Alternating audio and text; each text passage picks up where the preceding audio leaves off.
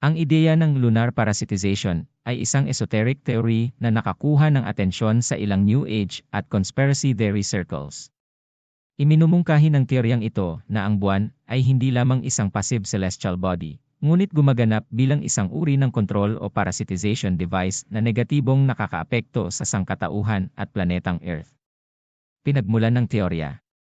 Ang teorya ng lunar parasitization ay bahagyang pinasikat dahil sa mga figure tulad ni David Icke na nagposito na ang buwan ay isang control center na ginagamit ng mga extraterrestrial o interdimensional na entity upang panatilihin ang sangkatauhan sa isang estado ng pagpapasakop, kontrol sa pag-iisip at espiritual na pagkakakonekta.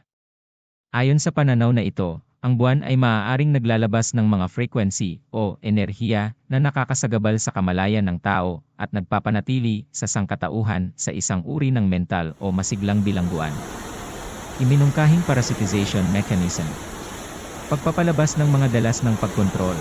Iminumungkahi na ang buwan ay naglalabas ng mga partikular na frequency na nagpapabago sa isip ng tao, na nagpapanatili sa mga tao na nakulong sa isang matrix ng mga ilusyon at maling pananaw sa katotohanan.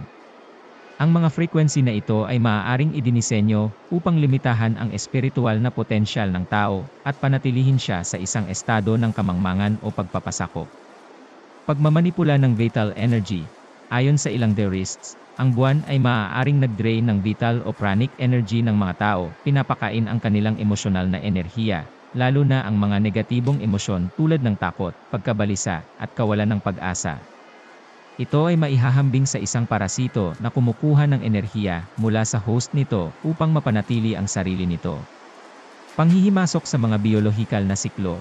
Ang isa pang hypothesis ay ang buwan ay negatibong nakakaapekto sa mga biolohikal at natural na cycle ng Earth, kabilang ang mga siklo ng pagtulog, mga siklo ng panregla, at iba pang circadian or rhythms. Sa pamamagitan ng pagbabago sa mga cycle na ito, pananatilihin ng buwan ang mga nabubuhay na nilalang sa isang estado ng hindi pagkakapantay-pantay sa kanilang natural na kapaligiran, na humahantong sa higit na pagkamaramdamin sa sakit, mga sakit sa pag-iisip, at emosyonal na kawalan ng timbang. Impluwensya sa kamalayan ng tao. Ang teorya ng lunar parasitization ay nagpapahiwatig na ang impluwensyang ito ay hindi lamang nakakaapekto sa pisikal na katawan, kundi pati na rin sa kamalayan at kaluluwa. Ang buwan ay pinaniniwalaang gumaganap bilang isang hadlang na pumipigil sa mga kaluluwa ng tao na makalaya mula sa gulong ng samsara, ang siklo ng kapanganakan at muling pagsilang, at pagkamit ng isang estado ng kaliwanagan o espiritual na kalayaan. Ayon sa pananaw na ito, ang buwan ay maaaring nakakasagabal sa proseso ng pag-akyat at pinapanatili ang mga kaluluwa na nakulong sa isang cycle ng sapilitang reinkarnasyon. Mga kritiko at kontrobersya. Mahalagang tandaan na ang teoryang ito ay malawak na tinatanggihan ng siyentipikong komunidad, na isinasaalang-alang ang buwan bilang isang natural na satellite na walang anumang nakatago malisyosong layunin. Mula sa isang siyentipikong pananaw, ang buwan ay gumaganap ng isang mahalagang papel sa katatagan ng klima ng Earth, pagtaas ng tubig, at iba pang aspeto ng buhay sa Earth. Ngunit walang ebidensya na sumusuporta sa ideya na ito ay isang control center o isang masiglang parasito. Pangwakas na pagninilay. Para sa mga interesado sa mga teoryang ito, ang lunar parasitization ay kumakatawan sa isang babala tungkol sa posibilidad ng mga nakatagong impluwensya na maaaring makaapekto sa sangkatauhan sa mga paraan na hindi pa natin lubos na naunawaan.